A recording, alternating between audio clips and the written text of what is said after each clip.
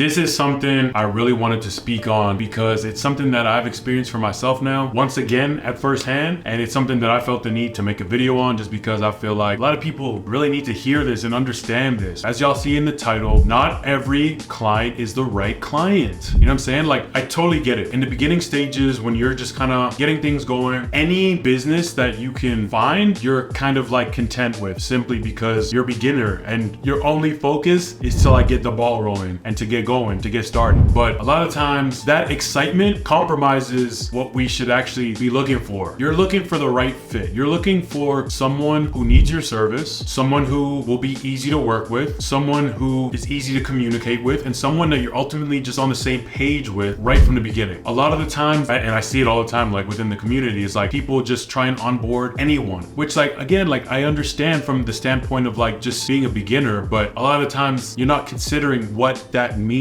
when you onboard a client. You are now working with them to build their brand, whether it's helping them generate more sales or become more established as a coach and influencer online, whatever it is. There's so many different things that you can offer within your agency, but I think it's super important to have a very clear criteria for who it is that you're trying to work with, establishing a very clear rate for your services, establishing an absolute bottom line for how low you're willing to go for your services. I typically start on the higher end when, of course, people are always like responding to emails and it's like, okay, yeah, I'm interested, but what are your prices? I typically start on like the higher end, so there is a little bit of room for negotiation, because there have been a few times where like I started a little lower and like they were like, boom, like, okay, right? I'm like, dang, I probably could have got a little more. If you've read $100 Million Offer by Alex Ramosi, you get what it is, right? Just presented in a way that it's so appealing that they can't say no to begin with. So it's in your best interest to start high anyways. Establishing very clear bottom line pertaining to how low you're willing to go and sticking to your grounds and not going below that just for the sake of, oh, but I need to onboard a client. Nah, bro, you don't need to be approaching it like that, man. I'm telling you, that sense of desperation is not the type of energy you want to be living in. Not the type of energy that you're trying to put out into the universe, because that tells the universe that you're desperate. Nah, bro, like we don't want to be desperate. We want to show that we are professionals with or without their business. We're going to find the ideal client for our services. They just weren't a right fit. And by onboarding clients that we subconsciously know aren't the right fit for our services, it's almost like we're communicating doubt to ourselves that, oh, like if I don't onboard this client, I might not find another one. Yes, you will. It's just all about your belief. If that's what you believe, then you won't. But there's been a lot of instances now, especially recently, where like, you know, I'm communicating with prospects and we're like negotiating terms and like they're really interested in working with me, working with us, me and my team. But I'm like, nah, if we can't come to an agreement on this price, then it's not gonna work out. Again, just remaining grounded within those scenarios and just staying true to myself with the price points that I've set and knowing the value in what it is that I'm offering. That in itself gives me confidence that I will come across the ideal client who is willing to pay a little bit more to deal with a professional. Because I always communicate that as well. Yo, you're not just paying for the services that I'm offering. You're also paying for communication, structure, organization, dependability. I am doing all that I can to ensure that this process is as smooth as possible for you. Because it's one thing to find someone who can deliver the services that you're looking for, but it's another thing to work with someone who's going to deliver the services that you're looking for with minimal headaches, minimal back and forth, minimal revisions.